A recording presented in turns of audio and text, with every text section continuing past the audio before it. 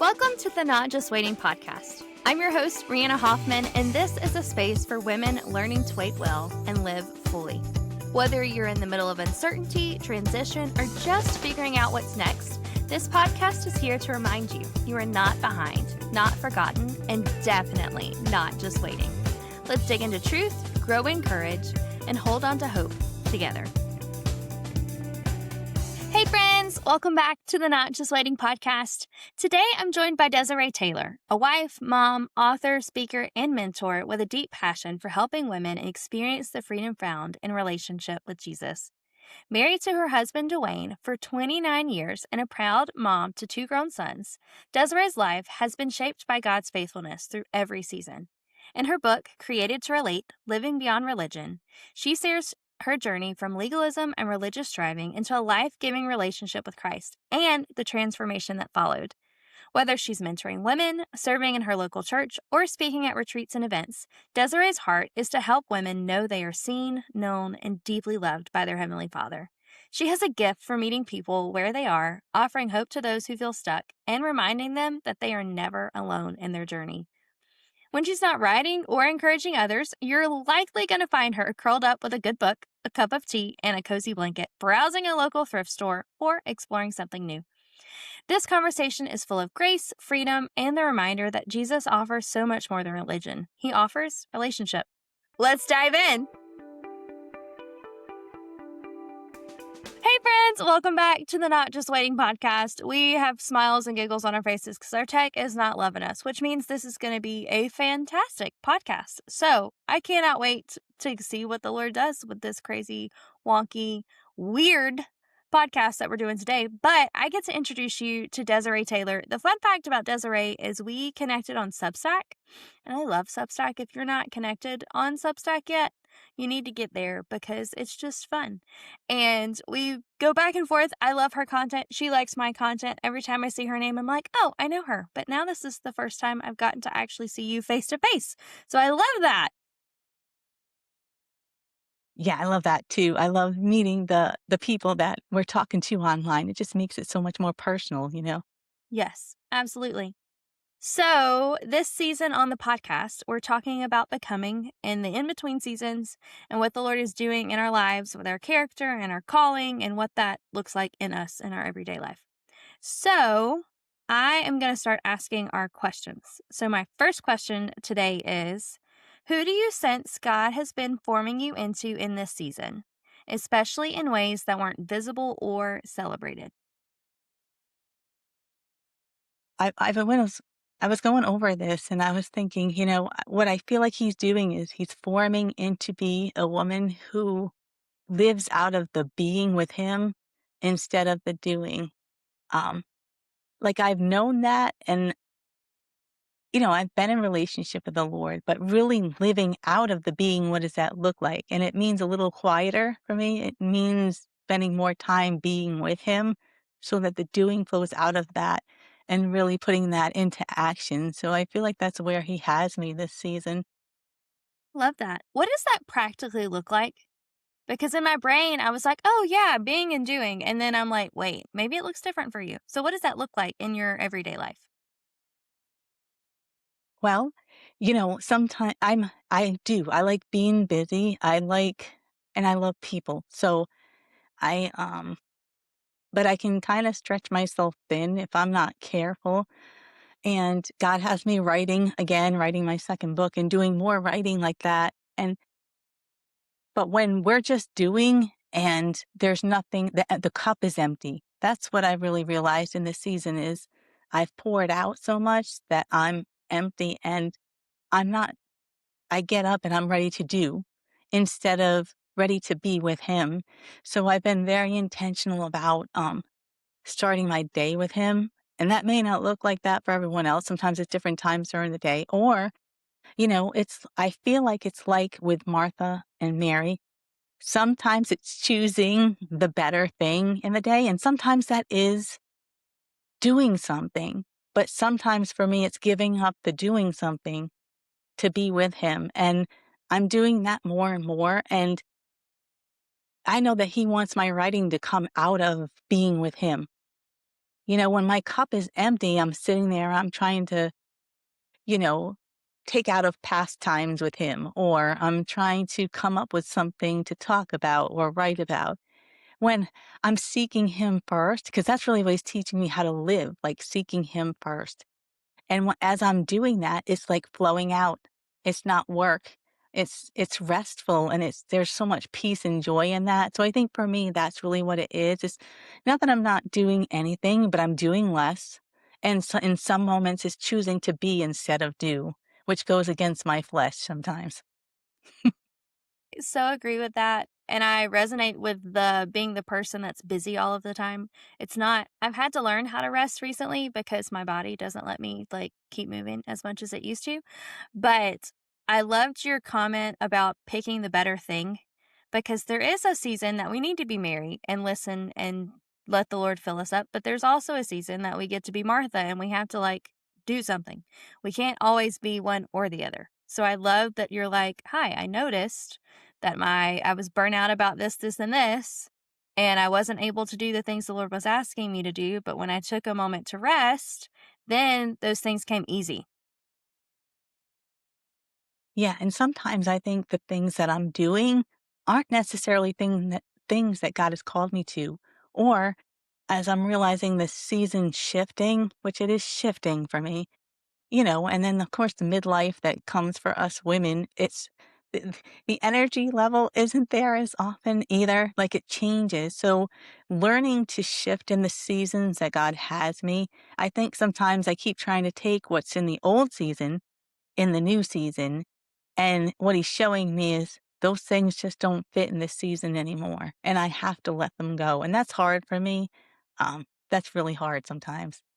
Yeah. And I think there are things in previous seasons that the Lord teaches us that we do take, but then there's things that we have to leave behind, like you were saying. And I am one of those, I'm not sentimental and I'm not a hoarder. But I'm, like, in the middle of, like, "Oh, I might need that later." Like, right now, I have, like, 25 egg cartons because I used to be a teacher, and that was really hard for me to get my hands on, and so I have just ingrained my brain, "Oh, we get done with eggs, we need egg cartons." I don't need 25 egg cartons. There's not one reason for me to have that many egg cartons, but I think we do that a lot with, like, our emotions and our relationships and things of that nature too, that the Lord's like, "Okay, you like, give it away and let's go." And I'm like, "But I don't wanna." Yes, that's my response too, a lot of times. I kind of throw my little fit for a minute and then I'm like, okay. Mhm. I can throw a holy fit, that is for sure. For sure. Talking about seasons, was there a season where God seemed more focused on shaping your character than advancing your calling? And what did that form in you? Well, I want to say the most recent season has probably been for the last 8 years, honestly. Um, we had a lot of big things, parental deaths, um, caregiving for parents while our kids are still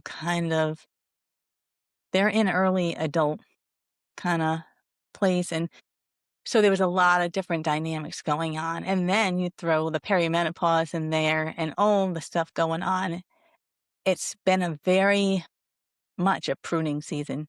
Um, and so I feel like, but I am seeing now on this end because I feel like I'm still in that place where he's shaping me for what's coming next, but I can feel like I'm kind of over the hump and I'm getting closer to where harvest is coming sooner than it was a few years ago. So, um, and it's just interesting to look back because while you're in it, you just hate it. I feel like I've hated this one. Um, I think the other big one was while I was writing my first book. It's just, there were so many things God was still needing to heal in me that it was such a therapy process and taking out a lot of those roots. And I feel like he's been doing that the last 8 years. It's just, so many roots, but it's so freeing. If we're willing to do the work, if we're willing to go through the pain of it and um, work with it. And sometimes he doesn't give us a choice. It's like You're gonna be here whether you like it or not, and, he's had to do that with me with some things, but I'm really seeing how it is shaping me and how it is freeing me and healing me and bringing me closer and more dependent on him, and it really is a wonderful, wonderful place. Yeah. And I think a lot of people can relate to both of those, like, waiting seasons of, like, I don't want to, and then you don't have a choice, because you do get in those seasons that you do have a little bit of control or, like, faux control, fake control that we're like, "Oh, yeah, we know what's going on." And then there's those seasons that you're like, "I'm sorry, what just happened?" Yes. Well, I know, I actually asked the Lord one time in the middle of all of this, "Are you trying to kill me?" Like, and you know what he told me? He said, "Yes, I'm trying to kill your flesh." That was profound for me. I'm like, "Okay, well, that was honest. I don't know." And I think a lot of times I don't wanna say put God in a box because that's like a platitude, but we do in the sense that we're like, he's either the soft, mushy, "Hi, I love you, I'm gonna do everything for you" God, or he's the hard, sovereign, just God, and we forget that he's both. Like, he puts us in these seasons and he equips us while we're in these seasons when my brain is very black and white, and I'm like, "You either love me or you don't." Yes, I can be that way too. I can be that way. Mhm. And with your story about your season being 8 years long so far, like, I loved your picture of being over the hump and being closer to harvest than you were, because I do think the Lord works in seasons, and I'm learning that it's the, like, outside seasons too, the winter, the spring, the summer, the fall, and when I can picture that in my head, like, I was driving from a friend's house today this morning, and I was like, "Oh, I feel like I'm in summer season in my life." Like, I'm waiting, I'm watering, I'm watching things grow very slowly. I'm not in the spring, "Oh, there's flowers. I can put these flowers in a vase." And I'm not in the harvest of, "Oh, there's fruit," but, like, there's growth. It's not dead soil, cold, shivering, bleh. I don't like the winter. He might like the winter. I don't like the winter.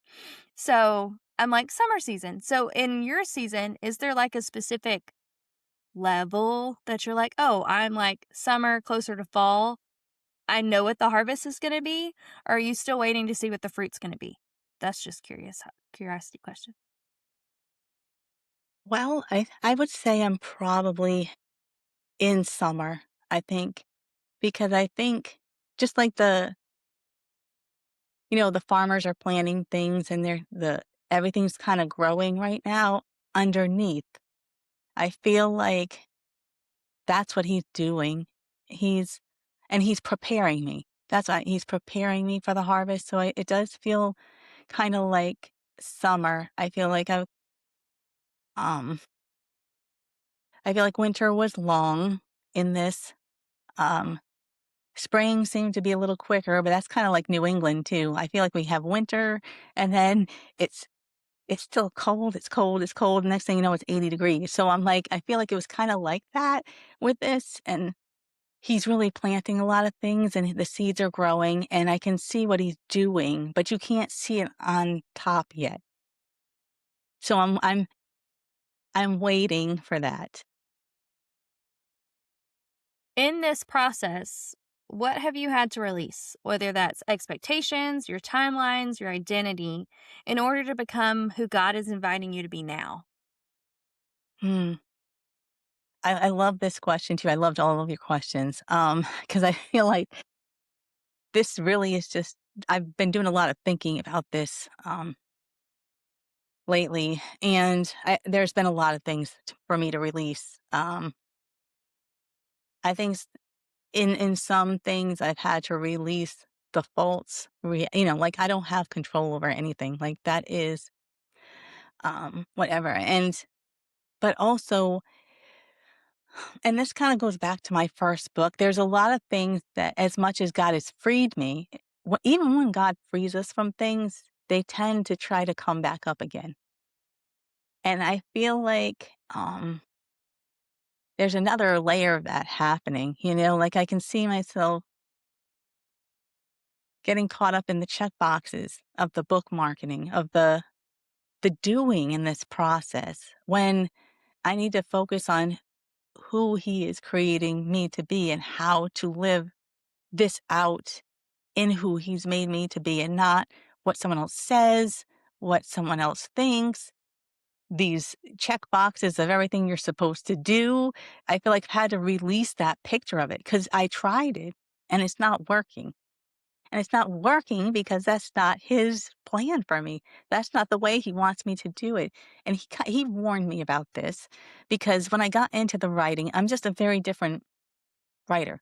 I just have a uniqueness about how I do it. I feel like not that we all don't, but just the regular things that everyone said to do just never worked for me. I didn't feel like I fit into the box.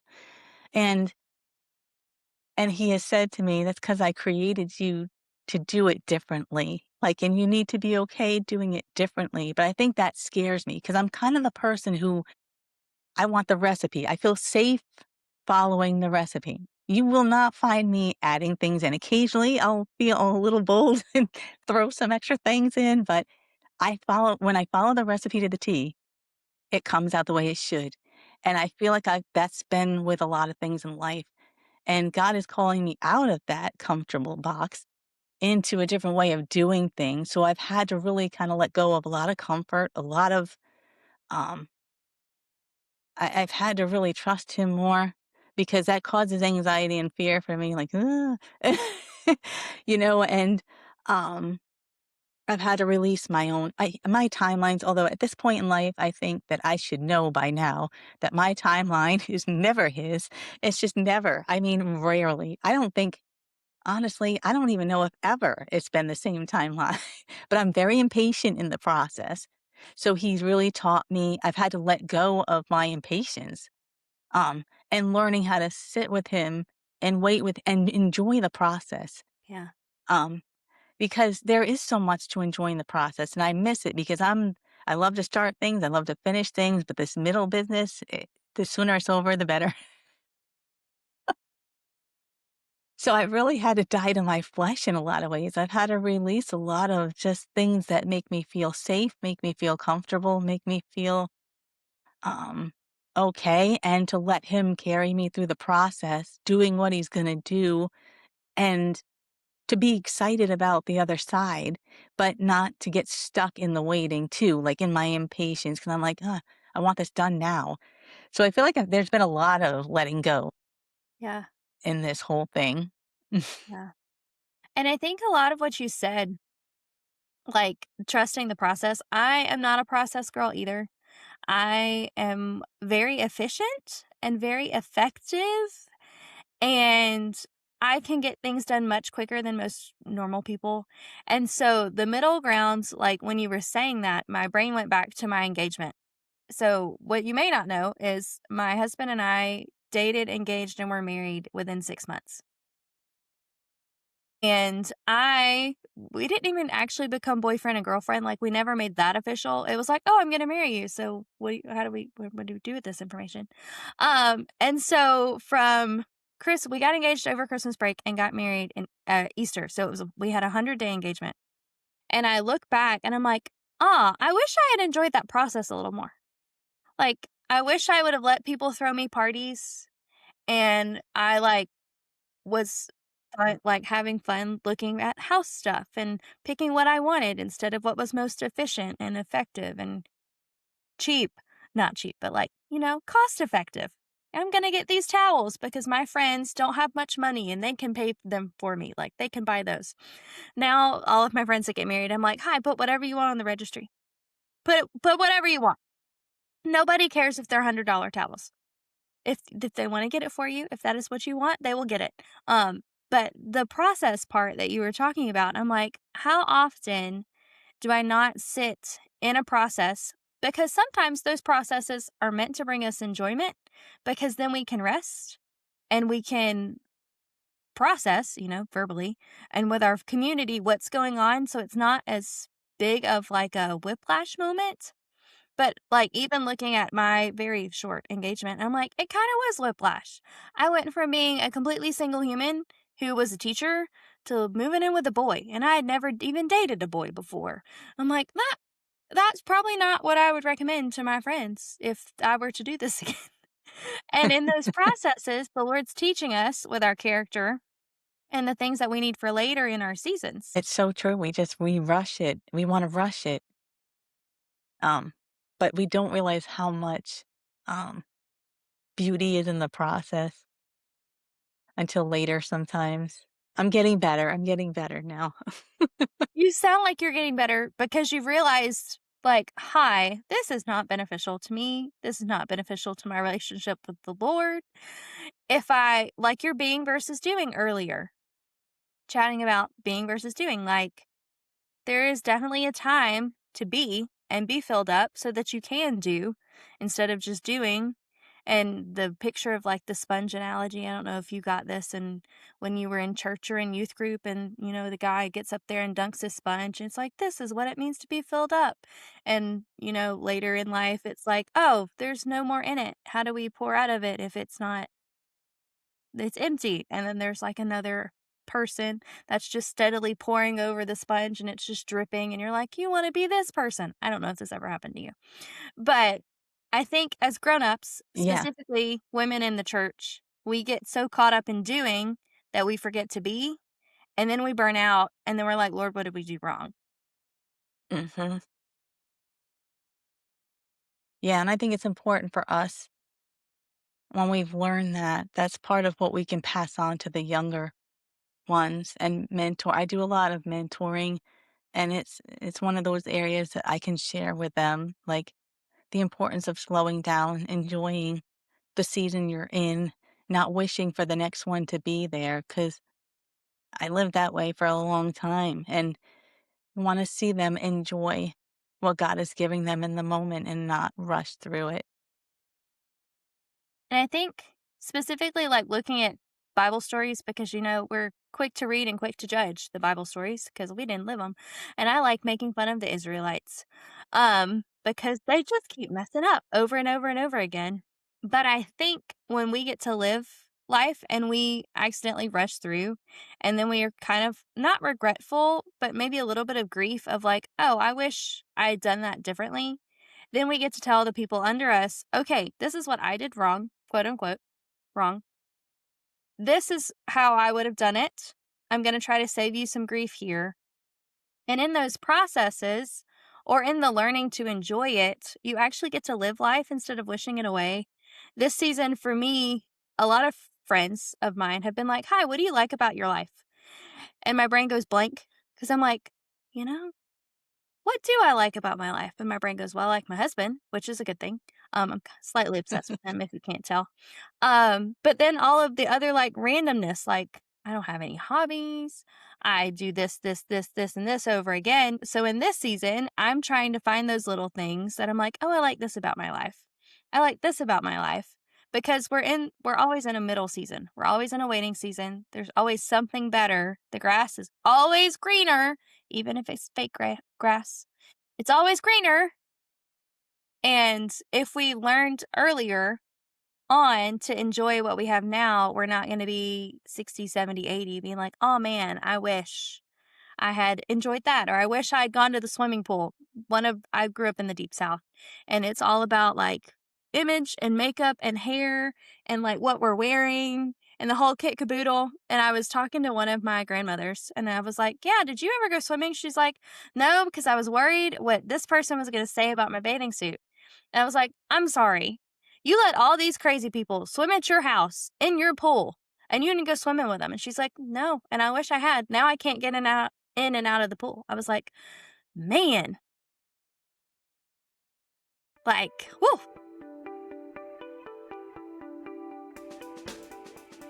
Hey friend, I just wanted to tell you about something I made for you this month, and it is completely free.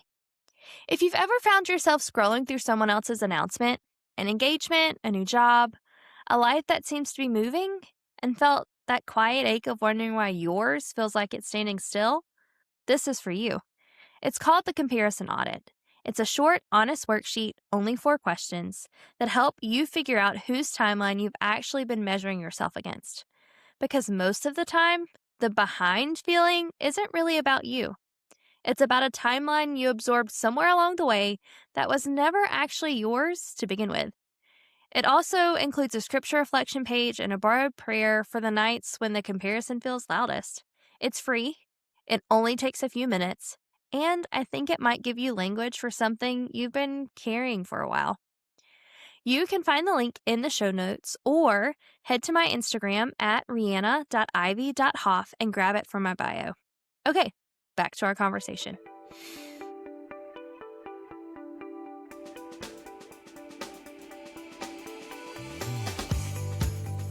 Yeah. Yeah, I think it's just so important to to learn how to live in the presence, and I think that's part of what God is teaching me too, is to be present where I am. That's the other thing, not being somewhere and then thinking about the next thing that has to be done or rushing.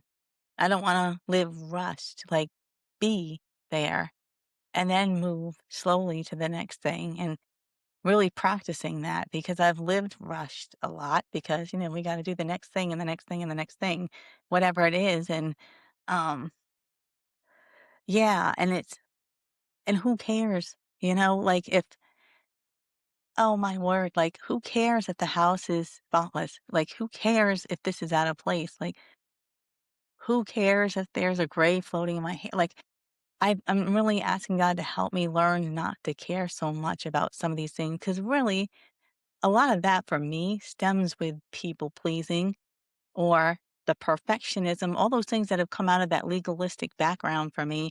And he's teaching me how to let that go and to live differently, to really live out of that relationship with him and not in those places, those old places, and to really live in the new of what he's doing. Um, and we are always waiting. We live in a waiting season because we're waiting on the hope of heaven. Yes. We're waiting for Jesus to come back. So really, it's just different seasons of waiting. But it feels like there's always some kind of waiting. And if we don't learn how to wait well, then we will miss life completely.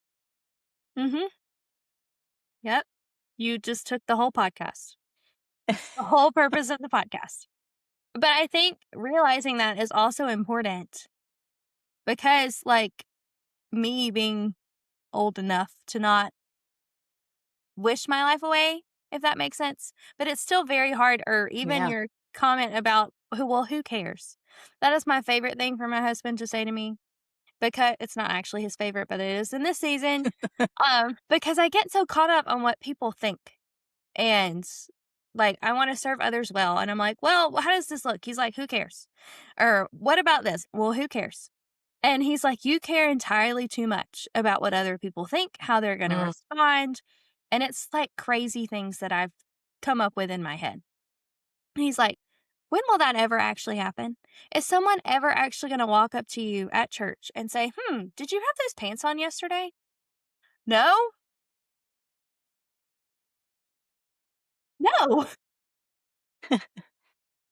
My husband does the same thing for me. I think that's God's so gracious in that, isn't he? That he gives us um husbands who will tell us those things that we need to hear sometimes.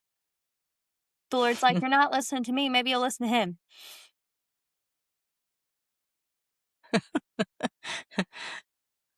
Oh my goodness. But I loved your comment about we're all waiting for heaven, which is true. And while we're here on the earth, every situation we're in is just a practice session. We're just practicing over and over and over and over again.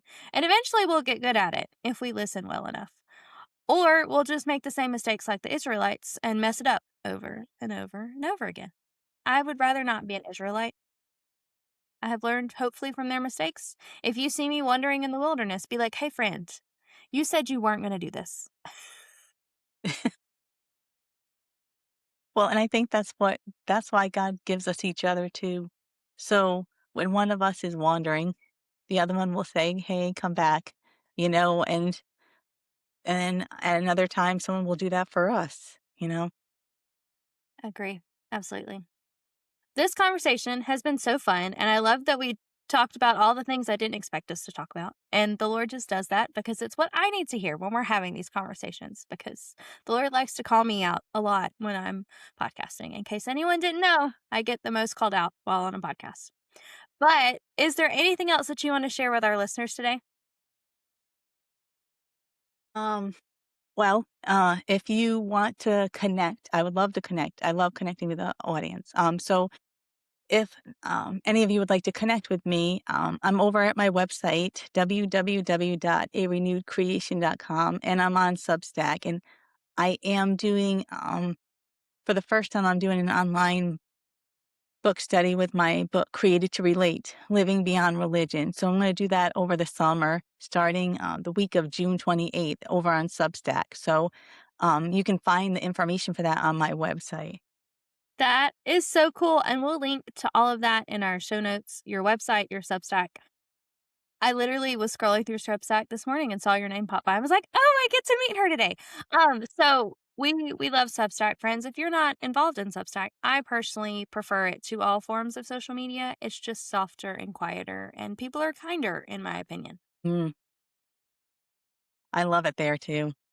It's fun, It's my favorite platform outside of my website. as it should be. That makes sense.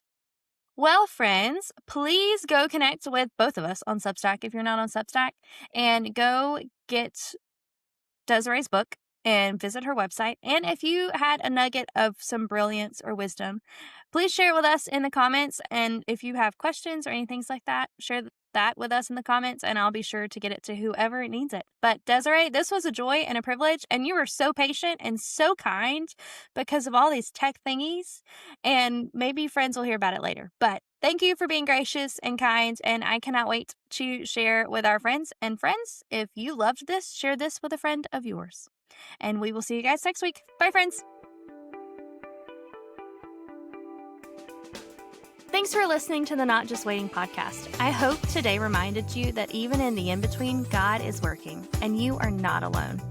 If this episode encouraged you, would you share it with a friend? And don't forget to hit follow so you never miss a moment of truth, hope, and real conversation. You can find me on Instagram at rihanna.ivy.hoff and join the community over on Substack for deeper reflections and weekly encouragement. Until next time, take heart, friend. God is in the waiting with you.